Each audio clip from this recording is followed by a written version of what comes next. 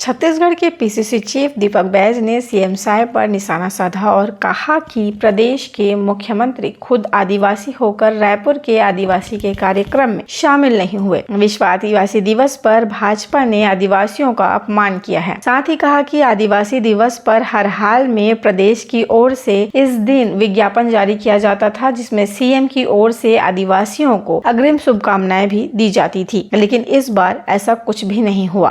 कल विश्व आदिवासी दिवस था।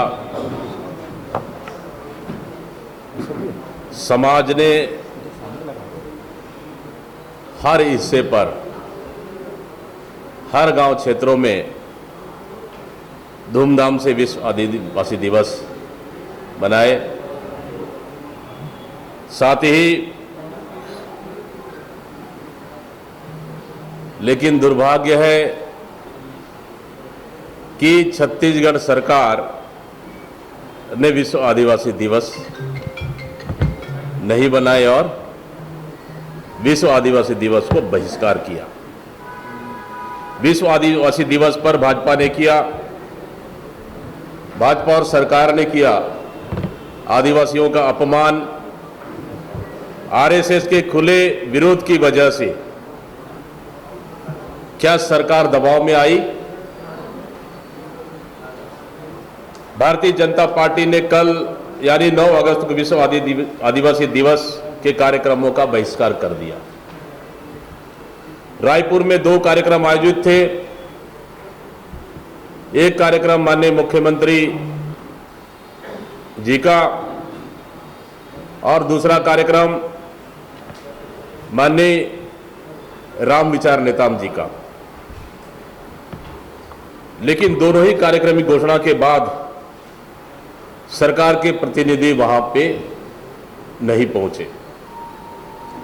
एक रायपुर इंडोर स्टेडियम में और दूसरा जहां आदिवासी मुख्यमंत्री विष्णुदेव साय को शामिल होना था, और दूसरा कार्यक्रम महंत घासीदास संग्रहालय की कला वीथिका में आदिवासियों पर आयोजित एक प्रदर्शनी थी, जहां मंत्री रामविचार नेताम जी को वहां पे उपस्थित होना था। पिछले 5 वर्षों में कांग्रेस की सरकार ने विश्व आदिवासी दिवस को एक उत्सव और महोत्सव के रूप दिया और इसके लिए सार्वजनिक रूप से अवकाश भी घोषित किए। हमारी सरकार ने विश्व आदिवासी नृत्य महोत्सव मनाना शुरू किया, जिसमें पूरे देश और कई अन्य देशों से आदिवासी नर्तकों का दल आया करता था। पूरे देश में आदिवासी समाज देख रहा था कि छत्तीसगढ़ में किस तरह से आदिवासी समाज को सम्मान मिल रहा है। अब सवाल यह है कि ऐसा क्यों हुआ? आदरणीय साथियों, मैंने कल ही आदिवासी दिवस के दिन माननीय मुख्यमंत्री को पत्र लिखकर कुछ सवाल पूछे थे कि आप प्रदेश के आदिवासी समाज से आते हो। निश्चित रूप से हम सभी को गर्व है आदिवासी समाज का मुख्यमंत्री हो, लेकिन आदिवासी समाज आपके इस 7 से 8 महीने के कार्यकाल से नाराज है। इसलिए नाराज और आक्रोशित है इसलिए कि आपके 7 से 8 महीने के कार्यकाल में बस्तर के आदिवासियों को लगातार फर्जी नक्सली के नाम से फर्जी एनकाउंटर, फर्जी सरेंडर,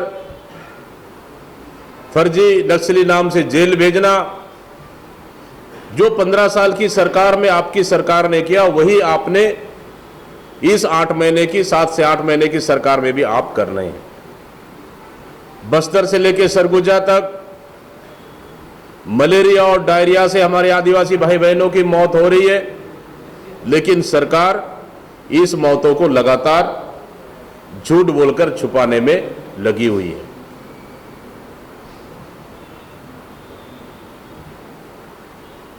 हंसदेव अरण्यक जंगल को काटे जा रहे हैं। आपने कटाई की अनुमति दी, वहां के आदिवासियों को उजाड़ने का काम आपकी सरकार कर रही है, इस पे आप कुछ भी नहीं बोल रहे हैं।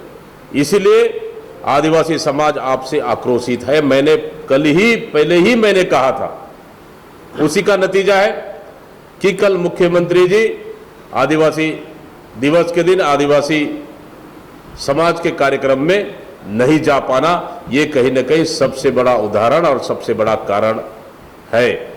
मेरा सवाल है, ऐसा दरअसल हुआ कि अखिल भारतीय वनवासी कल्याण आश्रम के कहने पर, आप अगर देखेंगे कल का पोस्ट वनवासी कल्याण आश्रम का, उन्होंने सीधा सीधा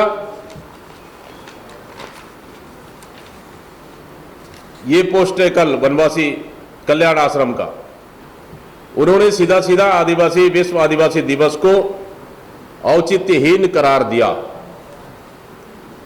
यह संस्था घोषित रूप से राष्ट्रीय स्वयं सेवक यानी आरएसएस का एक अनुशासित संगठन है, यानी आरएसएस ही इसे संचालित करता है। वनवासी कल्याण आश्रम के राष्ट्रीय अध्यक्ष सत्येंद्र सिंह ने एक सार्वजनिक बयान जारी किया। इस बयान को बकायदा उनके फेसबुक पेज पर भी लगाया गया है। इस बयान में उन्होंने कहा कि विश्व आदिवासी दिवस की भारत में कोई औचित्य नहीं है। उन्होंने कहा कि विश्व आदिवासी दिवस कोई अंतर्राष्ट्रीय षड्यंत्र है। इसका मतलब है कि उन्होंने आदिवासी संस्कृति और परंपराओं को मानने से इनकार कर दिया। वनवासी कल्याण आश्रम की ओर से जारी इस बयान को आरएसएस की ओर से दबाव की तरह देखना चाहिए। इस दबाव का भाजपा की सरकार पर बहुत बड़ा असर हुआ है। भाजपा सरकार नागपुर से चलती है, क्रोनोलॉजी समझिए। हम तो कहते थे शुरू से कि ये छत्तीसगढ़ की डबल इंजन की सरकार दिल्ली के रिमोट कंट्रोल से संचालित हो रही है, लेकिन कल विश्व आदिवासी दिवस के दिन ये पता चला कि ये सरकार दिल्ली से रिमोट कंट्रोल से चलती है, साथ ही नागपुर के रिमोट कंट्रोल से भी ये सरकार चल रही है। छत्तीसगढ़ सरकार की ओर से हर साल विश्व आदिवासी दिन ज्ञापन जारी किए जाते हैं। मुख्यमंत्री की ओर से आदिवासी समाज को अग्रिम शुभकामनाएं दी जाती थी। न तो सरकार ने कोई विज्ञापन जारी किया और न ही मीडिया को मुख्यमंत्री की ओर से कोई शुभकामनाएं जारी की गई। जैसा कि हमने बताया, विश्व आदिवासी दिवस के दिन जो 2 कार्यक्रम थे उसे रद्द कर दिया गया। बस मुख्यमंत्री विष्णुदेव साय जी ने एक ट्वीट करके विश्व आदिवासी दिवस मना लिया। जाहिर है कि आरएसएस के दबाव में भाजपा की सरकार ने विश्व आदिवासी दिवस का इस तरह से बहिष्कार किया। इस दबाव से 2 बातें जाहिर हुई है। एक तो यह कि भाजपा की सरकार दरअसल आरएसएस के इशारे पर चल रही है, कठपुतली की तरह, यानी यह सरकार रायपुर से नहीं अब नागपुर से भी चल रही है। दूसरा यह साबित हुआ कि आरएसएस आदिवासियों की संस्कृति और परंपराओं का सम्मान नहीं करती है। वह आदिवासियों को अलग थलग मुद्दों पर बरगलाती है और भाजपा को वोट दिलाने का षड्यंत्र करती है। आदिवासी माफ नहीं करेंगे भारतीय जनता पार्टी को। इसलिए छत्तीसगढ़ की आबादी का 32% आदिवासी है और वे पूरे प्रदेश में विभिन्न क्षेत्रों में निवासरत है, यानी राज्य की 1/3 आबादी आदिवासियों की है। भाजपा ने पिछले 5 सालों में आदिवासियों को अलग थलग मुद्दों पर भड़काने का काम और कांग्रेस के खिलाफ उन्होंने षड्यंत्र पूर्वक खड़े किए। नतीजा यह हुआ कि बहुत सी आदिवासी सीटों पर भाजपा को विधानसभा चुनाव में सफलता भी मिली, लेकिन कल जो हुआ उसने आदिवासी समाज की आंखें खोल दी है। अब आदिवासियों को समझ में आ गया है कि आरएसएस और भाजपा आदिवासियों को सिर्फ वोट बैंक समझती है। आदिवासियों को ठगने के लिए विष्णुदेव साय के रूप में एक आदिवासी मुख्यमंत्री तो बना दिया, पर वे उन्हें आदिवासियों के बीच जाने से भी रोक रहे। एक और वरिष्ठ आदिवासी नेता राम विचार नेताम को मंत्री तो बनाया गया, लेकिन उन्हें भी आदिवासियों से जुड़ी प्रदर्शनी का उद्घाटन करने से रोक दिया गया। हमारे सवाल है, आरएसएस को बताना चाहिए कि वह आदिवासियों की संस्कृति और परंपरा के खिलाफ क्यों है। भाजपा की सरकार के आदिवासी मुखिया विष्णुदेव साय जी को बताना चाहिए कि वे नागपुर से उन पर कितना दबाव है और वे इस तरह दबाव में कब तक काम करेंगे। छत्तीसगढ़ के विभिन्न आदिवासी संगठनों को भी भाजपा और आरएस की इस कुटिल चाल को समझना चाहिए। कांग्रेस की ओर से हम इसकी निंदा करते हैं और हम भाजपा की इस हरकत को हर मंच पर आदिवासियों को निश्चित रूप से इनकी कुकर्मों को हम समाज के बीच में लाएंगे। इस तरह से सीधा सीधा यह स्पष्ट हुआ कि कल के कार्यक्रम में